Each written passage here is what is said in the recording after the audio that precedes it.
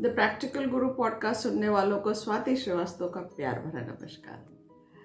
काफ़ी दिनों बाद आपके सामने आए हैं एक नए टॉपिक के साथ में, क्योंकि इस टॉपिक के लिए बहुत सारे लोगों ने हमसे रिक्वेस्ट की कि इस पे कुछ बात करनी चाहिए। तो चलिए आज नया टॉपिक, नया दिन, नई सोच के साथ में शुरू करते हैं। और आगे बढ़ने से पहले आपसे एक छोटी सी रिक्वेस्ट कि इस चैनल को ज़रूर सब्सक्राइब कर लीजिएगा। आज का टॉपिक है दोस्तों, गुस्से को कैसे कंट्रोल करें। आप में से बहुत सारे लोग ऐसे होंगे जिन्होंने गुस्से में आकर के बहुत सी ऐसी एक्शंस किए होंगे जिन पे बाद में आपको दुख हुआ होगा, पछतावा हुआ होगा। पर जब गुस्सा आता है तो क्या करें? गुस्सा सभी को आता है। सबसे पहले तो ये समझने की ज़रूरत है कि गुस्सा भी एक तरह का इमोशन है। जैसे हम खुश होते हैं, हम दुखी होते हैं, हम नाराज़ होते हैं, उसी तरीके से हम गुस्सा भी होते हैं। जब हम गुस्सा होते हैं तो किस तरह से रिएक्ट करते हैं वो बहुत इम्पॉर्टेंट है समझना। जैसे कोई भी इमोशन आपका है, आप खुश हैं तो कैसे रिएक्ट करते हैं, आप दुखी हैं तो आप कैसे रिएक्ट करते हैं, किसी से आपको नाराज़गी है तो आप किस तरह से रिएक्ट करते हैं, उसी तरीके से आप अपने गुस्से पे किस तरह से रिएक्ट करते हैं, कैसे उसको हैंडल करते हैं, ये जानना बहुत ज़रूरी है। जैसे कुछ लोग होते हैं गुस्से में, स्पेशली ये गर्ल्स के साथ बहुत होता है, रोने लगती हैं गर्ल्स। अपनी बात ना कह पाने का फ्रस्ट्रेशन है, या शायद ठीक से एक्सप्रेस नहीं कर पाने का कारण रोना आ जाता है। और कुछ लोग तेज़ आवाज़ में बातें करने लगते हैं, मतलब उनका वॉल्यूम बहुत इंक्रीज होता चला जाता है।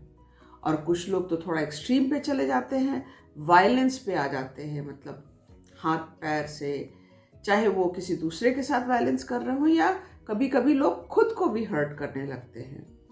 तो ये कुछ लेवल्स होते हैं जिस तरीके से लोग अपने इमोशंस को एक्सप्रेस करते हैं। अब समझने की ज़रूरत ये है कि कैसे इस गुस्से को, इस लेवल को, इस इमोशन को हैंडल किया जाए। क्योंकि गुस्सा आना बिल्कुल स्वाभाविक है। कोई ऐसा नहीं हो सकता है जो ये कह दे, मतलब मर्यादा पुरुषोत्तम श्री राम को भी एक बार गुस्सा आ गया था जब समुद्र देव ने रास्ता नहीं दिया था उनको। तो गुस्सा तो सबको आता है। बात ये होती है कि आप कैसे उसको चैनलाइज करते हैं, वो जो एनर्जी आई है गुस्से से उसको आप कैसे हैंडल करते हैं। तो कुछ टिप्स कह लीजिए या कुछ सजेशंस आप लोगों के लिए हम लेकर के आए हैं। जैसे सबसे पहले तो आप ये ज़रूर चेक करिए कि आपको जब गुस्सा आ रहा है तो आप किस थॉट के साथ में हैं, मतलब आपके दिमाग में क्या थॉट चल रहा है, किस चीज़ पे गुस्सा आ रहा है। उसके बाद ये देखिए आप कि आपको अपनी बात रखने के लिए, अपनी बात एक्सप्रेस करने के लिए किस टोन में बात करनी चाहिए।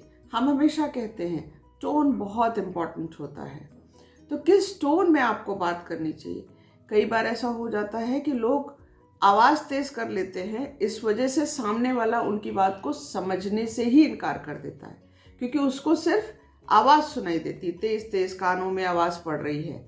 ये नहीं समझ में आता है कि एक्चुअली में वो कहना क्या चाहता है।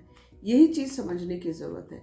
अगर आप गुस्से में आराम से बात कर पा रहे हैं, जो कि एक बहुत मुश्किल टास्क है, तो इसीलिए गुस्से में तुरंत रिएक्ट नहीं करना चाहिए। जब भी गुस्सा आए तो पहले तो गहरी लंबी सांस लें, 1 2 3। नहीं समझ में आ रहा है, फिर भी नहीं कंट्रोल हो रहा है, 5 तक काउंट करें। फिर भी नहीं कंट्रोल हो रहा है, 1 गिलास पानी पी लें। और फिर भी आपको लग रहा है कि सामने वाले का मुंह तोड़ दे, कुछ भी कर दे, मतलब अनर्गल बोल दे, कोई अपशब्द बोल दें, तो उस जगह से थोड़ी देर के लिए हट जाए।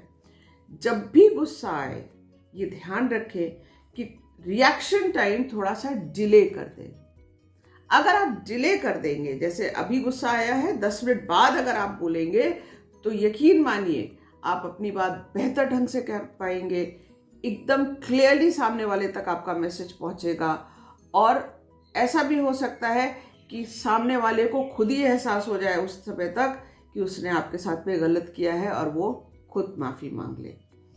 कभी भी गुस्से में आने के बाद तुरंत रिएक्शन नहीं देना चाहिए।